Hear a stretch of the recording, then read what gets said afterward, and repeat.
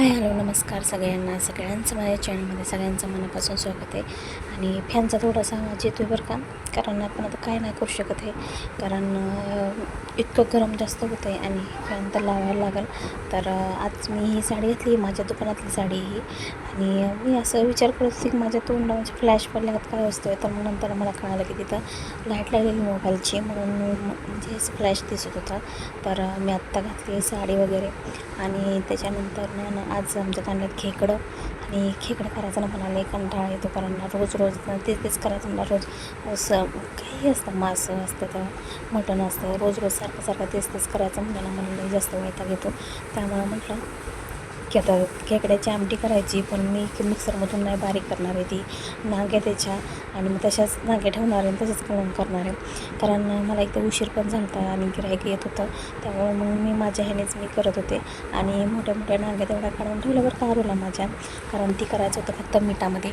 आणि ह्याला मी मसाला वगैरे सगळं करून ठेवणार होते, म्हणजे बाकीचं सगळं लसूण खोबरं हे, आणि त्यानंतर आरूला पहिल्यांदा करून ठेवणार होती, कारण आरूला नसताना अशा रश्श्यातलं वगैरे नाही आवडत आहे, तिला फक्त असं मिठातलंच आवडतं. अळणी करून द्यावी प्रत्येक वेळेस, आणि खेकडं तर तिच्यासाठीच आणतात की बाबा तिला आवडतं म्हणून ते आहे खेकडं धरायला जातात. आणि एक जर खेकडा असला गावला ना तरी तिच्यासाठी घेऊन येतात, की तिला आता एका खेकड्याने तिला ना एका खेकड्याने काहीच होणार नाही. तर तरी पण एक जरी घावला ना तरी तो एकच घेऊन येतात तिच्यासाठी खेकडा. आणि आमच्या घरात तिचा इतका लाड आहे ना, खूप जास्त लाड आहे. आणि तिच्यानंतर ना माझा, तर आता मी घेणार आहे तिला अळणी करायला. मी अळणी कढईमध्ये तेल मीठ हळद टाकते अगोदर, आणि नंतर ना त्यात खेकडं टाकून थोडंसं वाफवर त्याला मग झाकण ठेवायचं, म्हणजे असं पाणी वगैरे काही कोण ओततं का नाही मला माहीत नाही, मी तर नाही ओतत. तर मग अळणी असंच मी प्रत्येक वेळेस करते.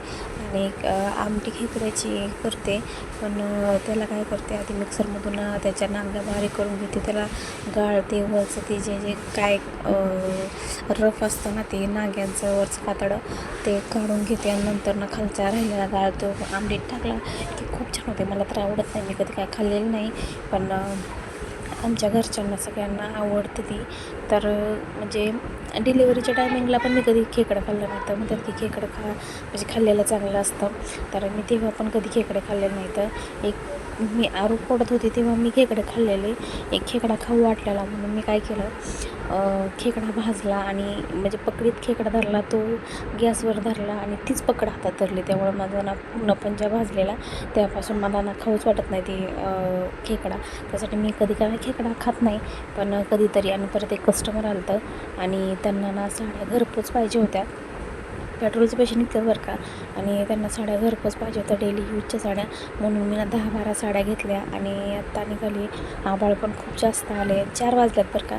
आणि म्हटलं आता लगेच अर्धा एक तासात मागं यायचं, म्हणून मी आता चालली आता तिकडंच कस्टमरकडं. आणि खेकड्याचे वगैरे म्हणजे अळणी वगैरे करून ठेवले, तर हे झाले अळणी, आणि कालवण तर मी वाटलंच तर आल्यावरच करणार आहे. तर चला भेटूया पुढल्या व्हिडिओमध्ये, चला तर बाय.